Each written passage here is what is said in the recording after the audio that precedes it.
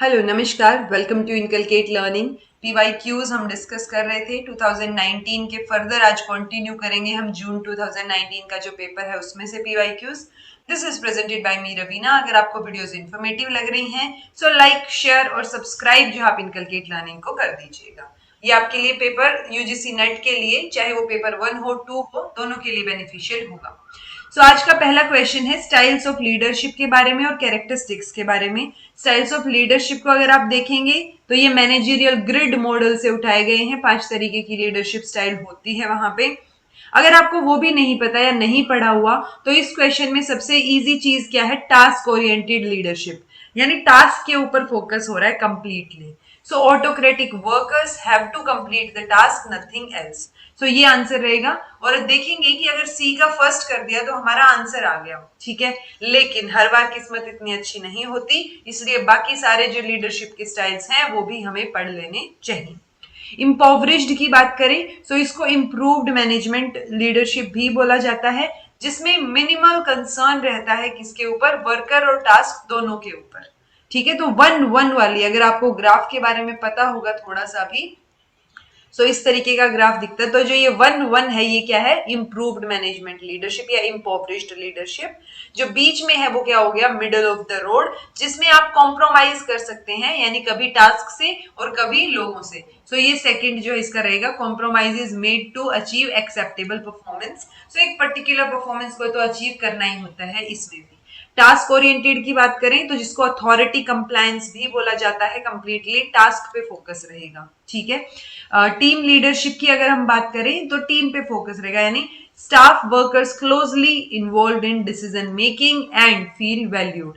सो वो भी valued feel कर रहे हैं, प्लस वो काम भी कंप्लीट अच्छे से कर रहे हैं। तो ये 9-9 का जो होता है ये क्या होता है, टीम लीडरशिप या टीम स्टाइल बोल देते हैं। मिडिल ऑफ द रोड मैंने आपको बता ही दिया, ठीक है। तो और कंट्री क्लब जो है वो ये वाला रहेगा यहाँ पे, क्योंकि वाई एक्सिस पे क्या, ये वाई एक्सिस पे हमारे पास क्या है, कंसर्न फॉर पीपल, लोगों का जो लोगों के लिए जो व्यवहार है वो, और इधर रहेगा कंसर्न फॉर टास्क, ठीक है। सो इस तरीके का मॉडल होता है। अगर आपने नहीं देखा है तो देख लीजिएगा, आंसर जो है यहाँ पे सी हो जाएगा। और ये है वो मॉडल का graph. Below are given the steps involved in policy formulation. So यहाँ पे कुछ policy formulation के steps दे रखे हैं, इनको sequencize करना है, यानी sequence में लगाना है इनको।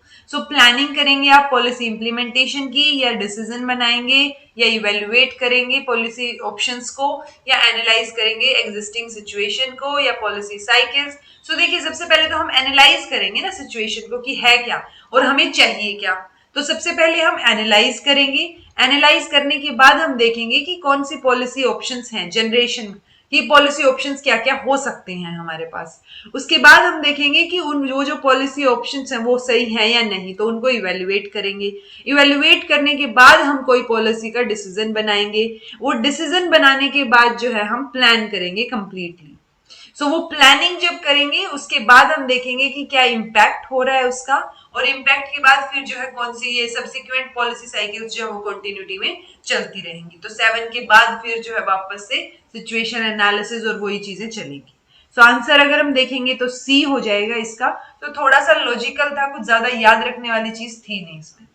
A teacher presents information by assessing it from e-learning portals. So teacher ने क्या किया, जो e-learning portals हैं उनमें से इंफॉर्मेशन उठाई और करवा दिया चीजें। तो जब आप कहीं से इंफॉर्मेशन कॉपी कर रहे हैं तो एक ऑप्शन होता है प्लेगरिज्म का, प्लेगरिज्म, ठीक है। सो प्लेग बोल देते हैं जिसको, तो वो प्लेगरिज्म का इशू या एथिकल इशू यहाँ पे आ सकता है।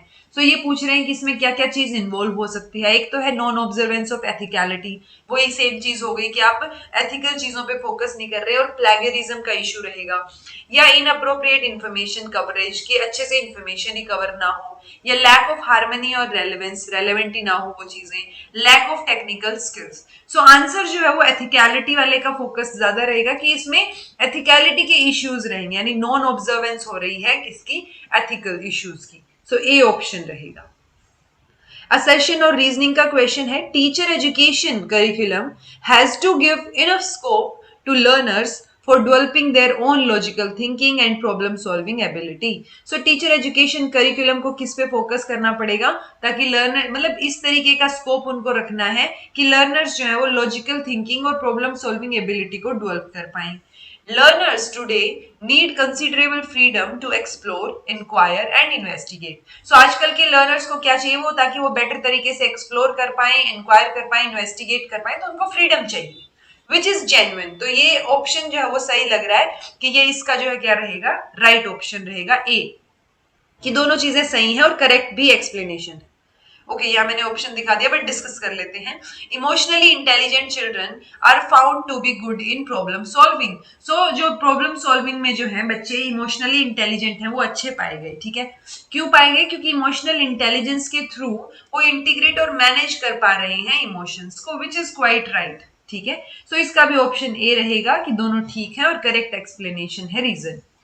In Sankhya philosophy, the equilibrium of three gunas is called. So equilibrium of three gunas पूछ रखा है, ये तीन गुना प्रकृति के अंडर आएंगे. सांख्य फिलोसफी में डिटेल में मैंने चीजें आपको करवा रखी हैं, उनको एक बार कवर कर लीजिएगा. सांख्य फिलोसफी से हमेशा क्वेश्चन आता है.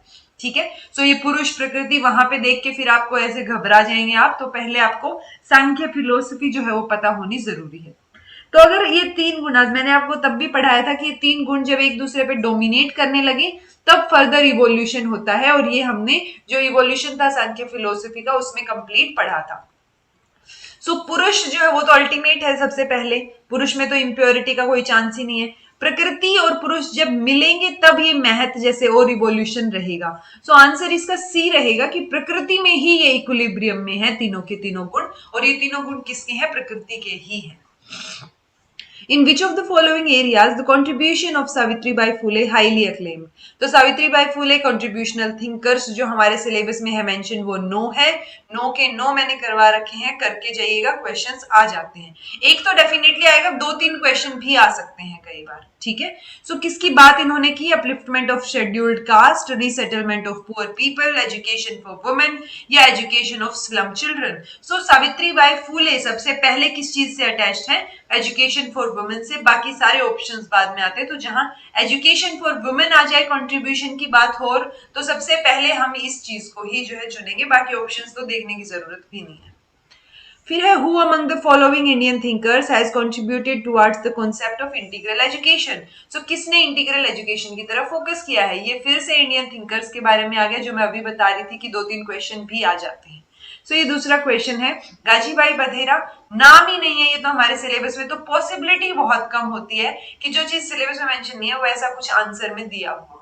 ठीक है, स्वामी विवेकानंद, महात्मा गांधी, अरबिंदो, ये तीनों मैंने करवा रखे हैं. आंसर जो है अरबिंदो रहेगा, उन्होंने इंटीग्रल एजुकेशन की बात की है. If a teacher is to be evaluated for his or her teaching by the learners, which specific group of learners should be selected for the class? यानी एक टीचर को इवेल्युएट करवाना है कि वो कैसा पढ़ाते हैं, सो वो यूजुअली स्टूडेंट से ही पूछा जाएगा. सो कौन से स्पेसिफिक लर्नर्स को उठा के एक ग्रुप बनाया जाए और उनसे पूछा जाए. ठीक है, जो ड्रॉप्ड आउट है वो उनसे, या those who are good achievers and regular in class, या those who are good achievers but irregular in class. ठीक है, those who assess the personality of teacher. So teacher की पर्सनालिटी असेसमेंट की बात हो रही है, उनके वो पढ़ाते कैसे हैं वो असेसमेंट की बात हो रही है. हम उन अचीवर्स को लेंगे जो कि रोज प्रेजेंट होते हैं, रेगुलर होते हैं क्लास में. सो बी आंसर हो जाएगा. CIPP model of curriculum, curriculum का मॉडल है. सी से कॉन्टेक्स्ट, आई से इनपुट, पी से प्रोसेस, पी से प्रोडक्ट. इसका एक और दूसरा नाम भी है, एस से शुरू होता है. आप बताइएगा वो क्या नाम है. ठीक है, कमेंट करके. अगर नहीं पता तो एक बार सर्च कीजिएगा ताकि आपको याद हो जाए. Which one of the following is based on interactive mode of relationship.